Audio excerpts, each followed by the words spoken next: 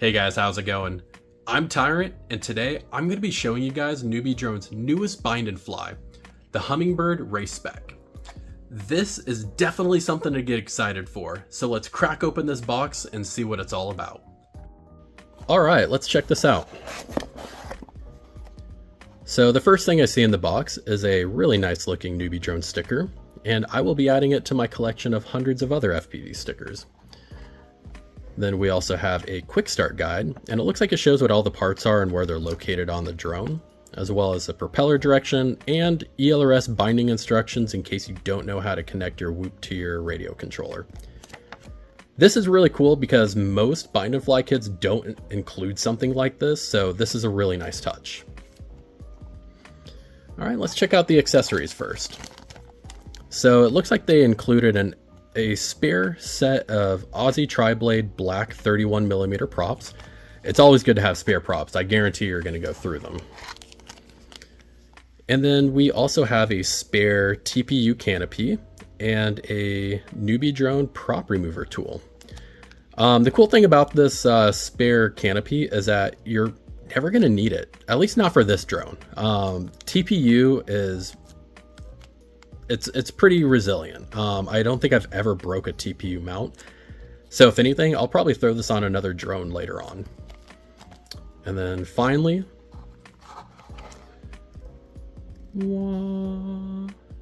this thing is beautiful. I love the black theme. It's really sleek looking. It's super light in my hands. Like right off the bat, I immediately notice how much lighter it is compared to my other drones. One thing that also really stood out to me is the lack of motor wires everywhere. Instead, what looks like a fourth strut is actually motor wire. And if we get a nice close look here, those are enamel wires coming off it. This is really cool. I have always wanted to try an enamel wire motor, but it's either expensive since it has to be handmade, or you have to actually learn how to make them by hand, which probably requires a lot of time and effort. So I'm really stoked to finally be able to try some enamel wire motors. And these motors, in fact, are 30K motors. And so these are going to be packing a lot more of a punch than your average NewBeeDrone Whoop will. So that's super cool. Let's check its weight. You're probably not going to be able to see the scale, but it comes out to 16.49 grams. So this is like a full gram lighter than my lightest Whoop in my fleet right now. So that's really cool. And while we have the scale out, let's check the weight of this TPU mount. And that comes out to 0.71 grams. So this is pretty light. Pretty impressed by how light it is. And at least the main part right here seems a little sturdy for what it is. But I mean, overall it's pretty thin. I imagine it's not going to be the most durable. Probably won't offer the most protection in crashes, but it's still super light. And then one other thing that comes in the box here is spare screws. So one thing I notice about this frame is that it kind of indents in here. And I believe that's for using this frame as a pusher drone. So because I have that little indent there, that means you're going to use shorter screws, and that's where these come in. So if you ever lose one, it's nice to have a full set. And when in reality, you're probably only ever going to need a couple if you lose them. So definitely nice that they include that. And we also got the A30 connector here. That's really cool because I've seen a lot of people mention that they would love to see something like this on NewBeeDrones. And it's nice that NewBeeDrone listened and they finally did it. And I would imagine it's also a little bit lighter as well. So let's see. We also have the flight controller, which is a Hummingbird V3.1. And the main difference that I can recall is that it has the the ELRS receiver antenna already built inside of the flight controller. Additionally, we only have 1 antenna, and it is super short compared to their older flight controllers. In fact, I got one right here. So this is their 3.0, and just look at these long antennas, and like this little metal sheathing right here is probably 0.3 grams, probably another 0.1 for the heat shrink on top of that. So yeah, I mean, just comparing these two, I mean, this is definitely going to be a lot heavier. Oh, and this also has the motor plugs. So the direct soldering is also another weight savings measure. So it's super cool. Like I said, it feels robust. It's really lightweight, and I'm really excited to try this. So let's get this in the air right now.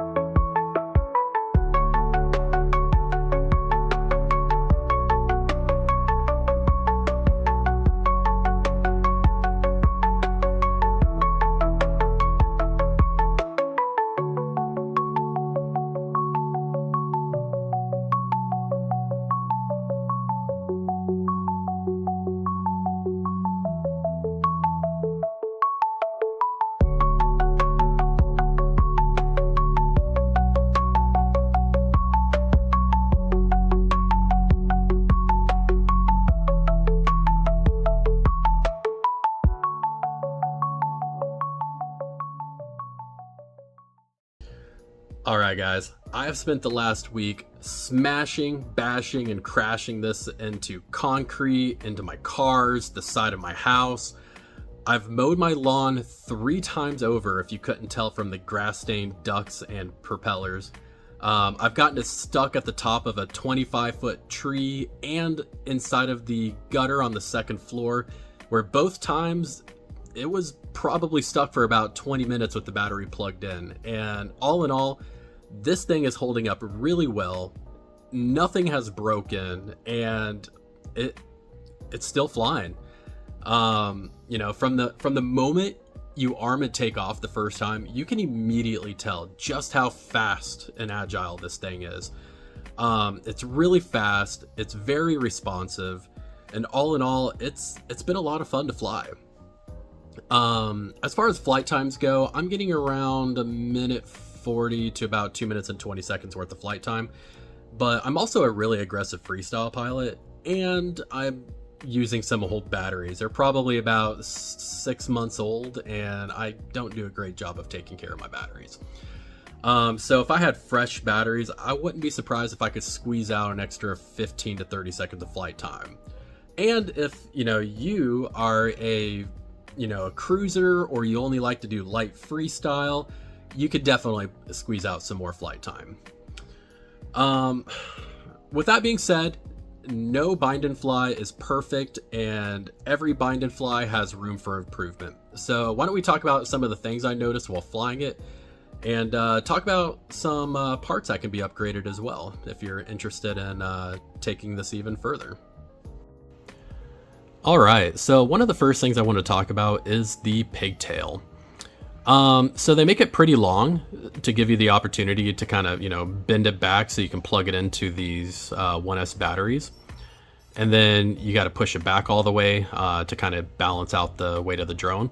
But the problem is the pigtail sticks out further than the ducts, which means when you go to crash, you're hitting that pigtail before you actually hit the ducts. And when that happens, not only does it cause a little bit of damage to the pigtail, but it also pushes it really forward. So if you're in the middle of a freestyle line, you crash, you quickly get up and keep flying, and then you go to do tricks, it might kind of spaz out a little bit because this lipo is now off-centered. The way I would improve this, and I plan to improve it, is to swap out the pigtail with a BT 2.0 180 connector. It does weigh somewhere around 0.1 grams more than this A30 connector, but the way that it's designed, if it takes a hit, this plastic is going to be the only thing that's taking damage. Not only that, but it's a lot easier to pull out. So with these A30 connectors, you can see that little notch right there in the middle. So while BT batteries do fit in them, because it just kind of pushes out to the side, if you push it all the way down, it can be really difficult to pull out. So as you see, like I'm only pushing it about halfway just so I'm not like struggling to pull it out. And if you do struggle to pull it out, then I usually kind of put some like wire cutters in there and I just kind of like pry it up and then I'll pull it out. So yeah, I definitely would recommend swapping out the connector with a 180 connector. It'll make your life a lot easier. Another thing I want to talk about is the camera mount. I've personally never been a big fan of these TPU mounts. They don't offer a lot of protection during crashes. So essentially the problem that I've had in the past is when I get into a top-down crash, boom, what happens is the camera gets pushed into the flight controller, and that can actually cause the flight controller to flex a little bit. And when that flexes, components on it start breaking off. So someone mentioned that to me a while ago and recommended that I use this Mobulus 6 mount with a camera holder. And ever since I swapped to this, I haven't broken a single flight controller yet. It's really hard. It adds to the rigidity. Oh, I can't even say that word. It makes it more rigid and durable because when you get in crashes, the canopy is also holding everything into place. And it does a really good job protecting these flight controllers. So I haven't broken this yet, but I'm still kind of nervous about causing damage from this camera hitting the flight controller. One other concern that I have is with the enamel wires. I haven't experienced anything, but if anything ever breaks, it's going to be kind of difficult to replace them. So it might be beneficial to put some like electrical tape, or I'm sorry, liquid electrical tape on the enamel wires, and not just there, but also, you know, at the base of the motor as well. Because if it breaks at the base of the motor, the whole motor is probably done for, and you're gonna have to replace it. And it also might be a little bit more difficult to replace because each enamel wire, you probably can't see it, has 2 wires connected to it. So if you accidentally get those mixed up, you could possibly burn a motor. And then one final thing, I've noticed it with these Hummingbird V3 flight controllers for a while, is that sometimes there's a little OSD glitch where it's just a tiny little dash at the top of the screen. It's not a big deal. Normally I fly with the OSD off anyways, but something I did want to point out. But yeah, so and then as far as improvements go, yeah, so we got the camera, right? I'm sorry, the canopy, the upgraded pigtail, and then also I would probably upgrade the propellers as well. These have surprisingly held up really well. I've had Aussies in the past where they break almost immediately, but I will say these have held up really strong. But if that's not your experience, then maybe upgrading to Gymfan 1219S propellers. All right, so that about wraps it up. All in all, I think this is a pretty cool drone, and I'm looking forward to ripping it this winter in my garage to see how it handles my indoor proxy freestyle. You know, I don't cover everything in this review. You know, I kind of always tell people I'm all bronze and no brains. So if you want the fine details of, you know, what's in the flight controller and, you know, everything else, click the referral link in the YouTube description below. And if you end up picking one up, after you know, try it out for a week or two, come back, leave a comment down below, and let me know how you like it and if your experience matches mine. But if you do get it, I really hope you enjoy it.